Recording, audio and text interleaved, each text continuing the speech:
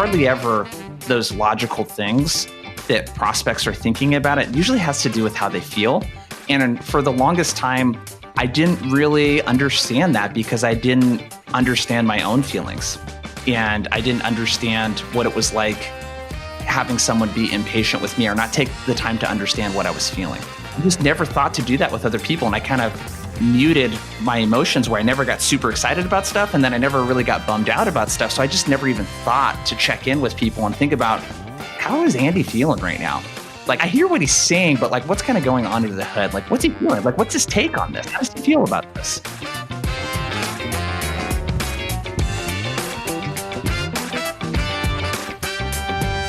Hi, friends. Welcome to the Sales Enablement Podcast. I'm your host, Andy Paul. Now, that was Jason Bay. Jason's a leading outbound sales coach and trainer for B2B sales reps and sales teams, and he's also Chief Prospecting Officer at Blissful Prospecting. And no big surprise, in this conversation, Jason and I dive into the whole topic of prospecting. So we tackle the 4 big questions about prospecting that are being debated in various forums that you see. For instance, is prospecting even sales? And whether that even matters. But, we do dive into the deeper topic about recognizing prospecting outbound as a specific profession all on its own and a specialty all on its own, and what companies should be doing to develop career tracks that offer career growth to those specialists in prospecting. Then we dig into the inevitable evolution of the specialized sales roles we have today and how those will necessarily change to be more aligned with the buyer's journey as we go forward. Well, also leads to another discussion topic about how much prospecting should AEs be doing. So lots of great content in this episode. Jason really knows his stuff. So before we get to Jason, I want to remind you to subscribe to this podcast wherever you listen to it. And if you subscribe, we'd certainly appreciate it if you could also give us your feedback about how we're doing in the form of a review. So thank you. All right, let's jump into it. Jason Bay, welcome to the show. It's good to be on, man. I'm excited for this. Oh, good. Good. It's always good when the guests are excited. I'm excited to talk to you. I'm not excited to talk to you. What would you say? Let's reschedule. Let's cancel. Let's do something. I mean, I think there are times people aren't excited. I think sometimes people are a little fearful, maybe, what they're going to encounter, but generally people are excited to be here. Yeah. So everything good with you? We're recording this right after the new year. Everybody's safe, healthy, so on. Yeah, everything's good. We, for the first time, I think we're entering our 5th full year in business, and this is the first year in 2020 we actually got to take some time off, man. So nice. I got to actually kind of take care of my mental health. Good. So what'd you do to take care of your mental health? I've been really a couple things I've been really focused on. From a business standpoint, it's like, how do I simplify what we're doing? Mm. You've been a consultant and done all of that stuff, right? And still for companies, and you can kind of get in the space where you try to do anything or everything that people want help with, and you kind of just feel all over the place. Right. Yep. For, a lot of last year towards the beginning. So just kind of simplifying that and what we're focusing on. And then the other thing is just practicing being more patient, man. I've been going to therapy for the last couple of years, and, just been getting into just more. I've meditated a lot, man, over my life. There was probably a 2-year stretch where I meditated, every weekday. This is like maybe 2013 to 2015. And I just kind of dropped it after that. And I feel like now at this point in my life, I'm kind of ready for like practicing actual mindfulness and understanding what it is. Cause I see the application with my dog. Getting a dog helped a lot with patience, by the way. And then with my wife too. Cause she's like, dude, you're like so impatient, man. Which one came first, the dog or the wife? Yeah. You asked, sorry, it cut out a little bit. You asked what? Well, I said, did you get your dog before you got married, or who preceded whom? We got the dog together. Okay, perfect. Yeah. And his name's Pepe. He's a little toy poodle, actually. And we've had him for about 2 years now. And I was just so impatient with him training, a puppy. When they poop all over the place and they pee and they're not quite potty trained yet. It's like, yeah, we're trying to train them to do something that is unnatural for them. you know? So having a little bit of patience, knowing that, hey, he's not trying to intentionally piss me off. You know what I'm saying? So it's been pretty good, and it's translated a lot into my personal life too, and especially with sales, in prospecting and all of that stuff. Okay, well let's dig into that. So how has this is an interesting thread? So how having a dog has helped you in sales? So tell us about that. It's really weird, because empathy has been kind of the huge buzzword of 2020, right? Through COVID and all that stuff. Yeah, unfortunately, right? It's like people discovered empathy. It's like you realize you were always supposed to have empathy for your prospects. But anyway, go ahead. Yeah, no kidding. And I would say one of the big things that I didn't really think a lot about is, growing up, I have great parents, but my dad was pretty impatient with us, growing up Mm-hmm. around just getting stuff done and having a good attitude and staying positive and all this stuff. And it really, kind of desensitized me to like my own feelings and around being able to understand like what I'm feeling and being patient with myself, and that made me kind of impatient, with other people. And it made me, from a sales context, not really lean in and think about behind the scenes. Hey, when Andy is talking with me and we're kind of going through what's included, and maybe you're comparing me to my competitors, what's really going on under the hood there emotionally? Like, what's Mm-hmm. Andy feeling versus like just getting straight to logic, like comparing bullet point to bullet point, what the cost is, Right. the deliverables, is our training better? Are the topics we're covering better? It's hardly ever those logical things that prospects are thinking about. It usually has to do with how they feel. And for the longest time in my life, and especially as an adult, and honestly, until maybe the last year or two, I didn't really understand that because I didn't understand my own feelings. And I didn't understand what it was like having someone be impatient with me or not take the time to understand what I was feeling. Right. So I just never thought to do that with other people. And I kind of muted my emotions where I never got super excited about stuff. And then I never really got bummed out about stuff. So I just never even thought to check in with people and think about, how is Andy feeling right now? Like I hear what he's saying, but like what's kind of going on under the hood? Like what's he feeling? Like what's his take on this? How does he feel about this? I just never really thought about that. And sales is the only career I've had. I'm 31. I've sold since I was 18. I started Mm-hmm. out door to door selling house painting services, and I've been very good at sales in my career, and especially as a business owner. But I never had that piece, and it makes me wonder. Looking back, I was like, well, God, I probably would have been either a lot better at it, or at least felt closer connections with my prospects and my customers had I had this empathy piece. Yeah, well, I think that the empathy thing is kind of tricky, actually. So for two reasons. One is I think most people misunderstand empathy and what it is. I think sellers tend to lapse into sympathy Yep. when what the buyer really needs is empathy. And empathy is really there's sort of these three types of empathy, if I remember correctly, is emotional, compassionate, and cognitive. And that range from I can feel what you're feeling to I know that you're feeling these things, which is sort of the compassionate, the middle one, to the cognitive, which is I understand why you feel the way you do. And it's really that last one that's the one that sellers really don't get, right? Is really understanding why a seller or why another person you have a conversation with, regardless of sales or not, feels the way they do. And it really requires this level of connection and questioning to get to that level of understanding. But once you have that understanding, and once the customer feels that you understand, there's tremendous value for them, and really puts you in the the inside track in terms of dealing with them and perhaps winning and earning their business. Because feeling understood, that's pretty powerful.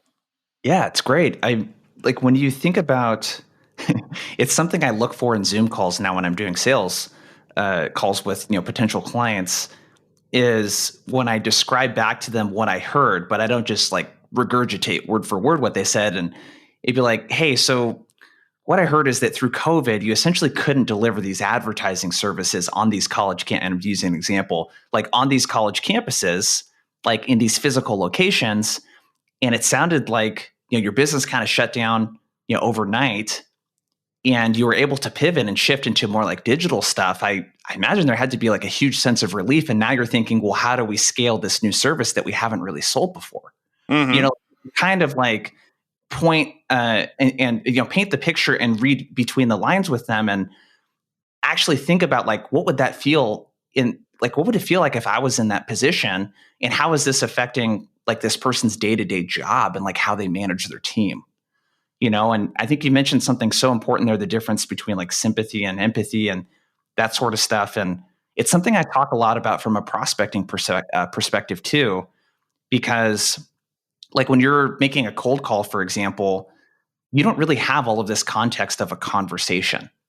A lot of times people are like, well, not interested, or hey, we're using this. Mm-hmm. Right? Yeah. And a lot of people get stuck in what I call the objection rebuttal. I call it the rejection rebuttal infinity loop. So if you picture like a sideways, infinity line, right? For those listening that I didn't know what that looked like, a sideways figure eight line on side. Yeah. Yep. And I learned this through what's called the relationship dance in therapy. So the relationship dance is essentially, when you kind of get into this mode where you're accusing each other of stuff and you don't actually talk about what the other person's feeling. So an example of that could be like my wife, Sarah, is like, Jason, we've talked about this. You forgot to take out the trash. Like, what the hell, man? Kind of thing. And I'm like thinking to myself, well, hey, I was going to take it out later anyways. Like, just give me a chance. Or, hey, I wasn't going to do it today because it doesn't need to get done until tomorrow. Versus thinking about, well, how is Sarah actually feeling? Well, she's probably feeling like, hey, I have to nag my husband to take out the trash and have to remind him. And if I'm kind of scared that like, if I don't do that, he's going to forget to do it. So the way that you can kind of break that loop is really thinking about like, if I would have responded, well, hey, you seem, a little frustrated, and I think for good reason, because I've forgotten to do this a couple of times. So I could totally understand like, why you're reminding me of where that frustration is coming from. And, I was actually going to take care of it tomorrow, and I'll make sure to get it done for you. That like kind of breaks that loop. Mm-hmm. An objection standpoint, it's kind of the same thing going on, is if we can exercise, and it's really hard to do this because we don't have a lot of context, but when someone says not interested, for example, if we really think about, well, why is this person saying that, and where are they probably coming from? Well, when I ask that question and, the training calls and stuff that I do, people say all kinds of stuff, and they're usually right. That person's got something else going on. They're in the middle of something. They've been cold called multiple times during that day. And all of those experiences were bad. They thought you were someone else, whatever it might be. So if we can kind of break that cycle of objection, and then salesperson gives rebuttal, and then the person's like, well, dude, like what the heck, and they keep giving objections, rebuttal. It goes in this infinite loop. We can break that just by saying something like, well, hey, Andy, sounds like I might have caught you in the middle of something. And if that's the case, I could totally understand why you might not want to talk right now. Mm-hmm. And oftentimes that has a pretty disarming effect on the prospect. And it doesn't work every single time, but I'm trying to like meet them where they're at and think about like why this person might say that. And also validate the fact that it's totally okay if they don't want to talk to me right now. And then I can go in for my offer of what I would like next steps to be, or asking for permission maybe to explain why I'm calling or whatever it might be. But I find that we do this backwards. We go in with like logical mode with like what we want. Or if the person says, I don't have time, we say something like, well, it'll only take me 30 seconds to tell you why I'm calling. Or 27 seconds, as many companies say. Yeah, 27 seconds if you're the connect and sell, type. So right. That's how I see, just to kind of, I know I'm kind of ranting a little bit right now, but that's how I kind of see the empathy that I was kind of missing in the last couple of years, like how that fits into the prospecting element of things. And that's a very light level of empathy, but just like taking a second to think about, where's this other person coming from? Like, why would they even say something like that to begin with? And let me try to talk to how I think they might be feeling. And just in doing that, even if I don't get that 100% correct, the person's at least going to be like, okay, this person gets it. Yeah. Well, and I think there's multiple things sort of folded in there. Is there's certainly that part as you talked about, which I think is really important. But I think the other thing too, when it comes to these initial conversations that causes people to sort of put up the barriers, is that we, to the same degree about empathy, is none of sellers lead with the problem. right? They lead with solutions. And we got this huge disconnect, and it goes even beyond the initial call. I mean, it's just sort of happens throughout the entire sales cycle for way too many sellers, is that they're trying to sell a solution rather than solve a problem. Yeah. And in many cases, the buyer really doesn't know what the problem is, right? When you're calling somebody, if they really had awareness of the problem, they'd probably be in market looking for a solution. But assuming you're calling somebody that you haven't got some buyer intent signal and they're on your list to call, and you're calling, cold or warm, we've warmed on with an email, whatever. In the overwhelming majority of the cases, I believe, they really just don't even have a good handle on the idea of, A, they've got a problem, what the scope of that problem is.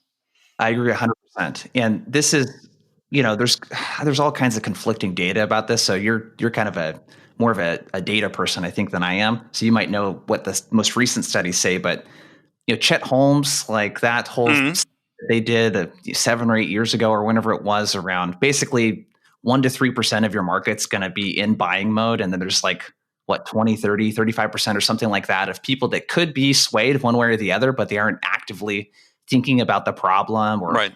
they might solve it. And then you got the rest of the folks that are not. I think with prospecting, I mean, of course, the 1 to 3%, you should absolutely get those. But it's the other 20, 30, 35% of people that, if you kind of bring in a little bit of education around that problem that they might not know that they have, to your point, those are the people that you can get to take a meeting that wouldn't normally come through an inbound channel. And to me, that's the power of outbound. That's the whole point of doing outbound, is to capture the people that aren't really thinking about the problem right now. The other ones are just luck if you catch people that are thinking about it. Because I know there's intent data and all that other stuff, but the intent data ain't that great in my experience. It'll tell you if a company is searching for something, but it doesn't really tell you much about the individuals you should talk about or what's going on internally. Yeah, it's just a data point, useful data point. Yeah. I mean, that's the thing with a lot of the things that exist from a technology standpoint these days is they're just indicators, right? I mean, it's not like they tell you a whole lot. I mean, yeah, some of the intent data can tell you what they've been searching for and so on, but it doesn't really tell you how serious they are about it. And you can infer things from frequency of frequencies and so on data. But yeah, you got to engage with people. Yeah. I want to dig into this problem thing with you, actually, because I'm curious on your take. Sure. So I agree that people don't lead with the problem enough. What I see, where I'm conflicted with this, is if you're talking about a problem that the people that are in buying mode acknowledge that they have and they're educated on it and all that other stuff, that 20 to 30% of people that don't know that they have a problem or how they might fix it, when leading with that kind of hair on fire problem, we fix these types of problems, I find that it doesn't always resonate really well with those people when you can be overly problem centric. Well, but if you're leading with a statement that says we solve this type of problem, that's pitching your solution, right? Mm-hmm. So if it's instead, you've got questions that you're asking reasonably based on the profile that they fit, then you have an opportunity to sort of say, yeah, we're not, we've got expertise, we've got some experience, but this is really something that we're going to learn about together, right? Is this something that sort of a problem you might have, and they may say, yeah. And I think this is, I think, another mistake that sellers make is they assume that since a company has been in market and has been researching it, that they understand the problem, right? I mean, if you look at the Gartner chart on the buyer journey, that they laid out 4 jobs that buyers do, and I think there's actually 5, not 4. But the first one is problem identification. What they showed is, based on their study, which I think is absolutely true based on my experience, is that you could move past that stage of identifying the problem. Maybe we understand the scope of the problem, what the impact of the problem is on the business. But then someone else could come in with a different perspective, another seller, and put a different spin on it. Or say, well, had you thought about this?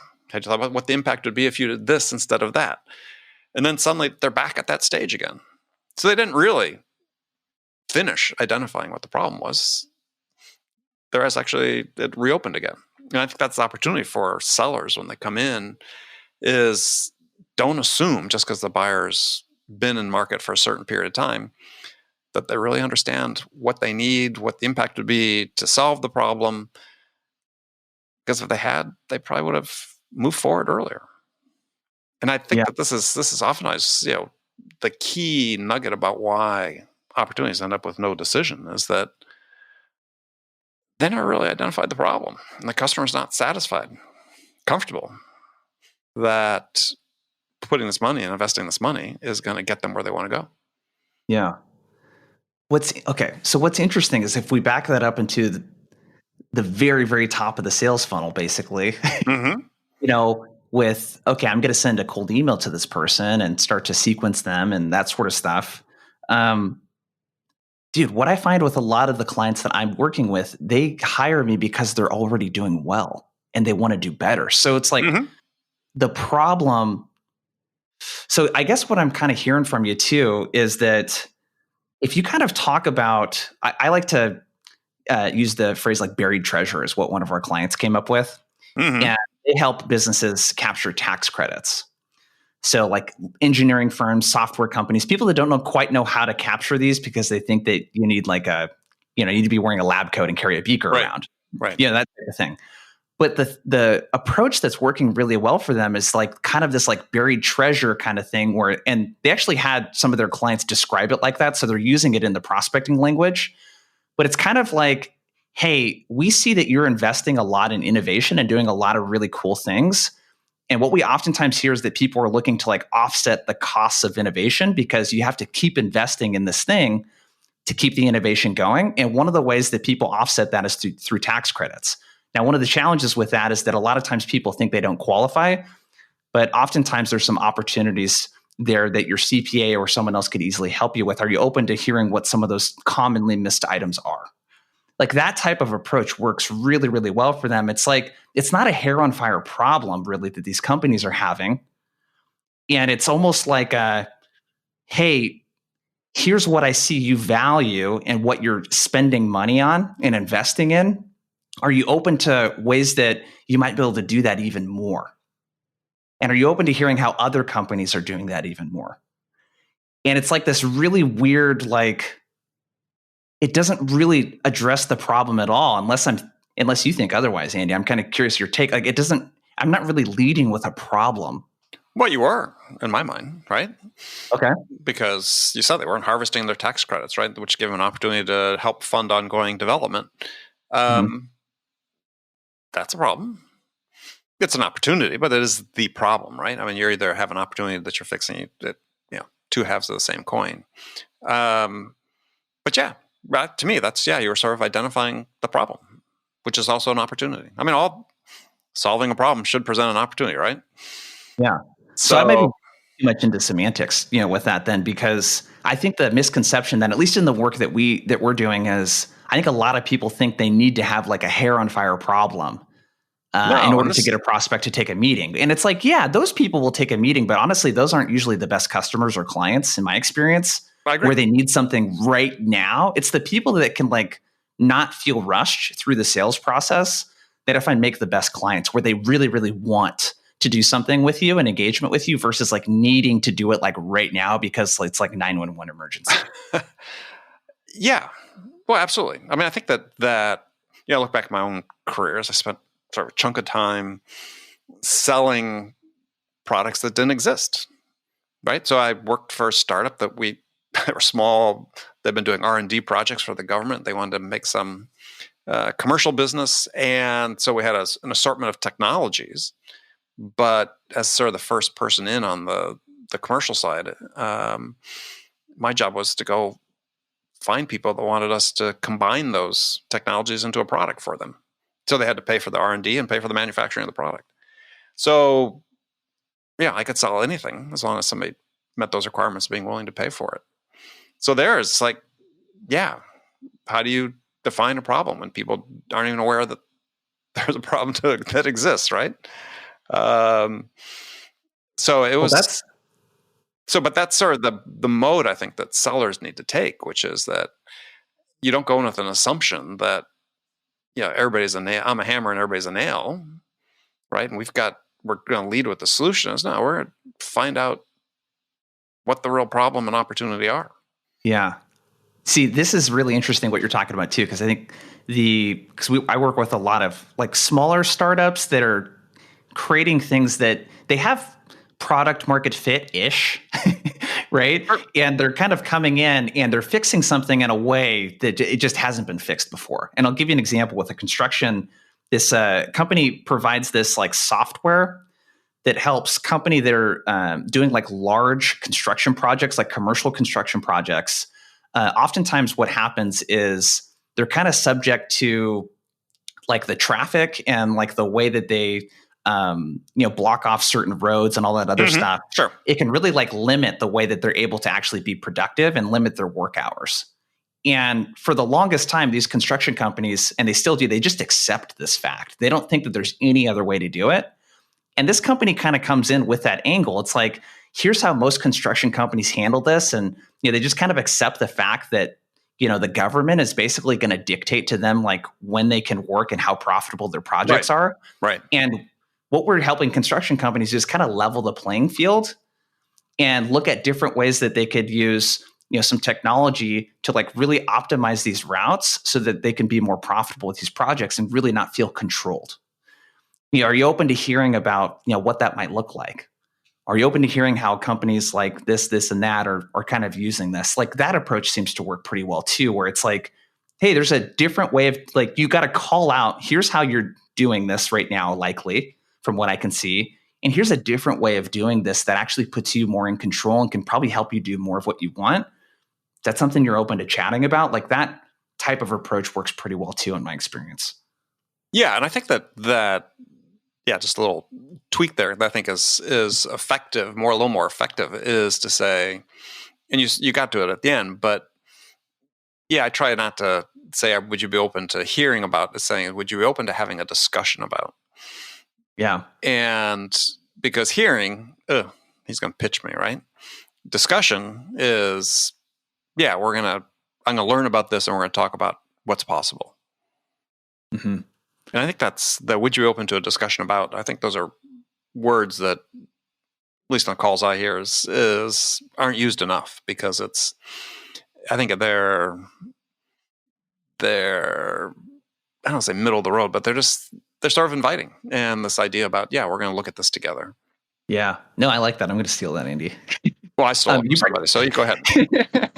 You bring up a good point, though, in that, I think that the words that you choose, as a call to action, at the end of an email or, in your call after you've kind of talked about and set up the problem, it's extremely important, because no one wants to hop on a demo. Hey, are you open to doing a demo, Andy, so I can waste 60 minutes of your time, like pitching you all these features and talking about all this stuff that you don't like care about? Yeah.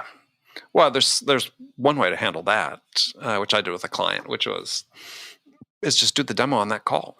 Yeah. But just do the first demo. Yeah. If you have an SDR, learn how to do a demo and do it. 10, 15 minutes, just an overview, right? Instead of pitching, we're just going to do an overview. You're always going to come back. You're going to do an in-depth demo before, maybe put in some of their data, blah, blah, blah, blah.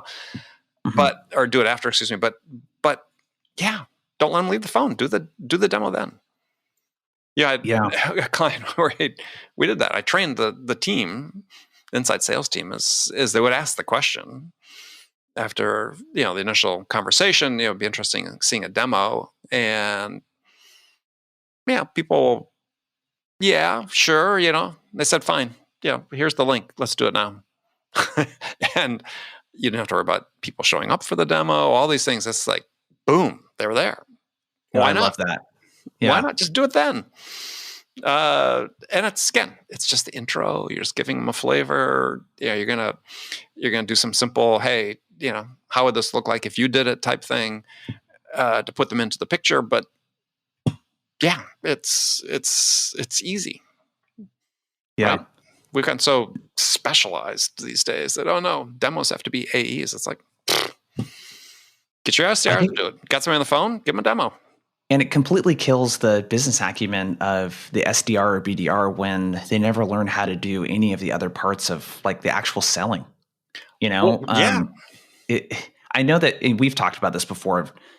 yeah, I'm 100% in agreement with you. It's like prospecting and selling. Like these are two totally different skills, but one does help the other.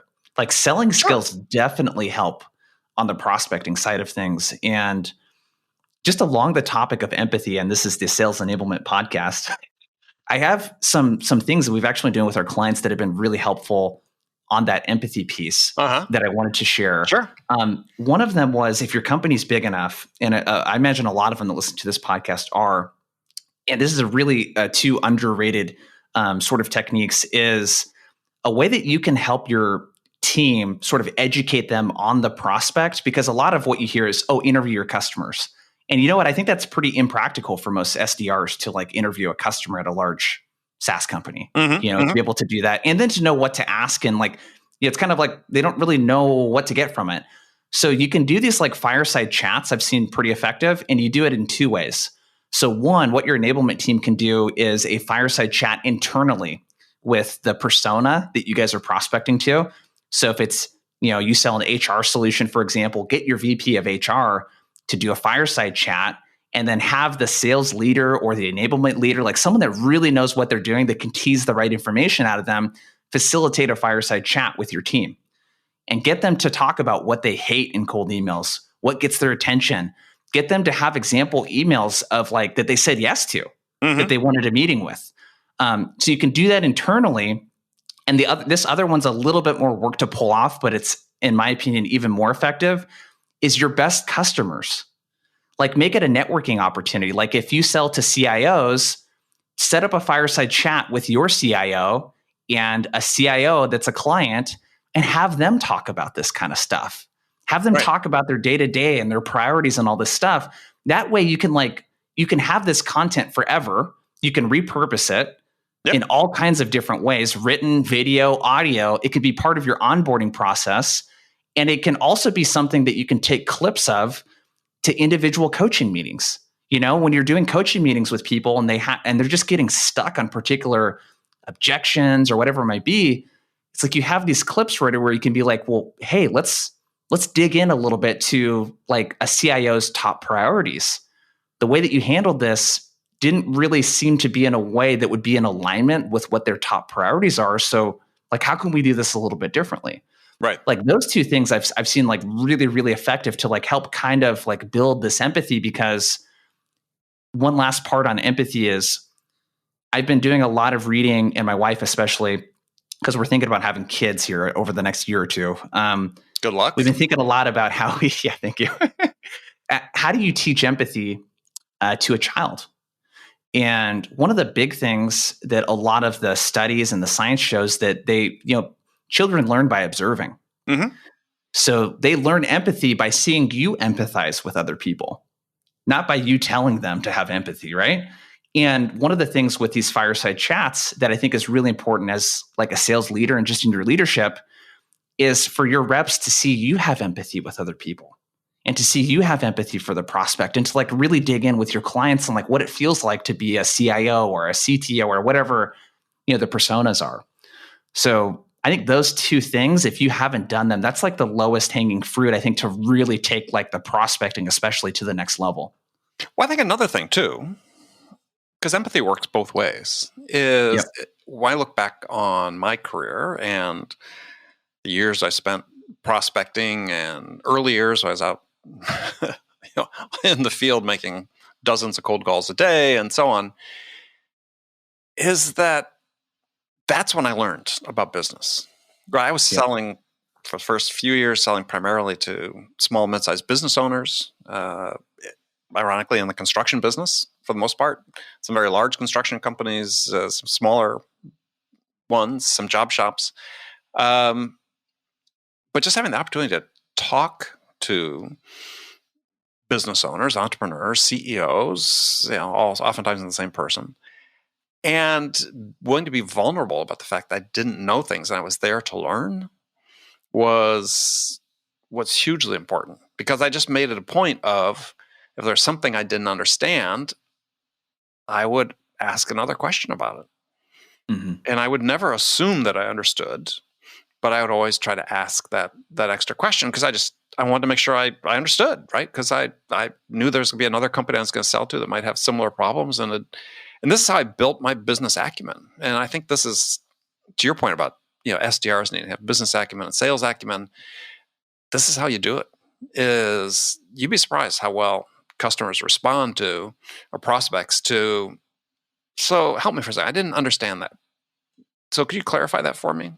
What did you mean when you said X? Or, what's the impact on your business if that happens? It's just drive down and understand it. And people hugely appreciate that for the most part, because it's like, oh, well, this person's, they're trying to understand me again, right? They're being sincere in their interest, and they really want to understand. And I find that valuable. Dude, and no one likes to know it all. So having some vulnerability is like, oh, wow, this person's actually leaning in and trying to understand. But I think the challenge, Andy, is that's really the key thing. This is how you learn. Is a young person in sales, somebody newer to sales. This is how the way you learn is by asking questions. It's not about, you're not going to learn. I don't want to be too hard on it, but you're not going to learn a lot from the company provided sales training. You learn how to sell from your customers in a good chunk, and so you have to ask questions about them, understand them. They like it. Yep. And the challenge is if SDRs and BDRs are not doing their own qualification or discovery, or doing some light discovery before they tee it off to an AE, they never get to have these conversations. Yeah, well, absolutely. That sucks. It's like they're missing out on. And I'm actually curious what you think kind of the future of that model is. But like that's the big fallacy I see in the appointment setting model, which has been around for a long time. It's like the SDR stuff is not new. It's been like that for a while in various different call center contexts and all that other stuff. Yeah.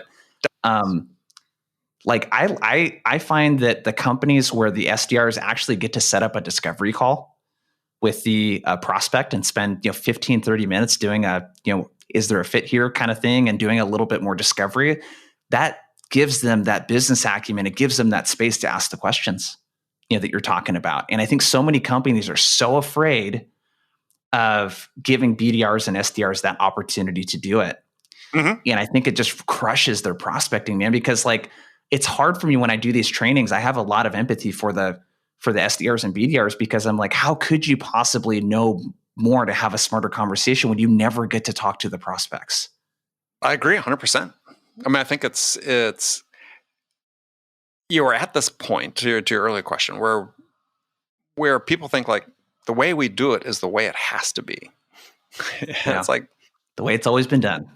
Well, first of all, it wasn't the way it was always done. It was done differently before, and it's going to be done differently in the future. So what that differently is, I don't know. I mean, some people would say, well, hey, we're going to automate the SDRs out of existence. There might be some level of that certain industries, more transactional things that might happen. But that's not to say also that we won't see a return of full cycle reps. So I think so for sure. So it's nothing is a given, right? I mean, people are infatuated with this model that we have, but the fact is that my strong belief is that, from by and large, it doesn't really work very well.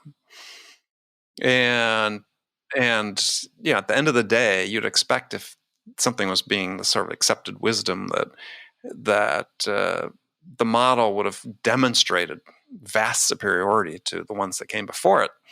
Mm-hmm. And there's no arguing that sort of this model is more productive at the top of the funnel, but there's absolutely no data that shows that in the heart of the selling process that it's any more effective than anything that's preceded it, and arguably perhaps slightly less effective.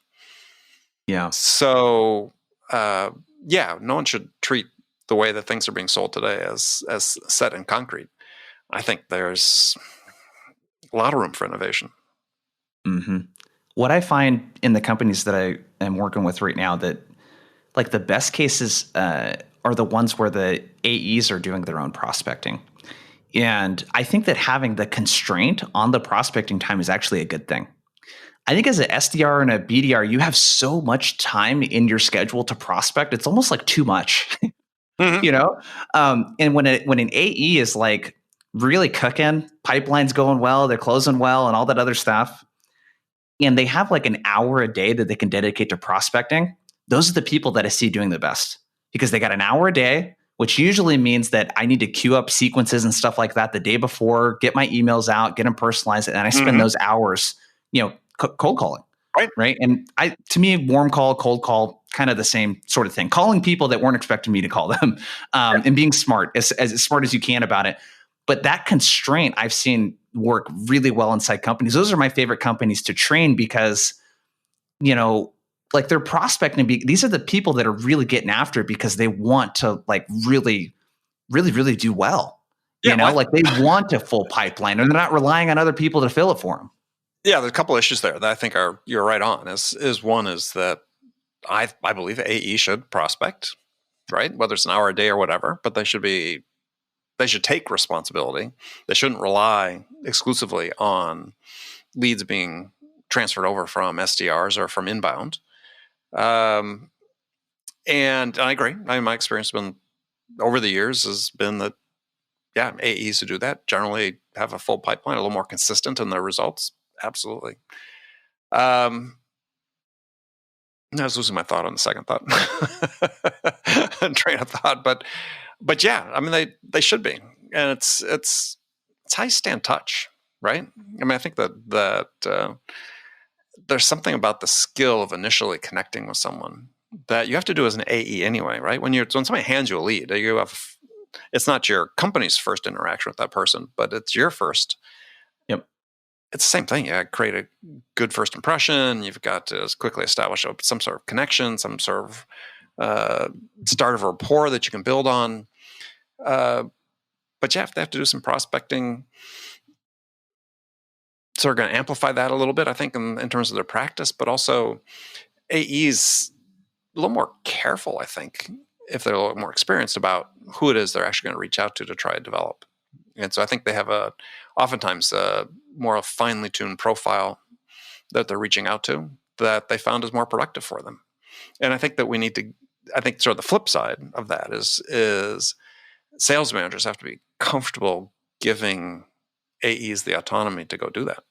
Yep, absolutely. Preaching to the choir.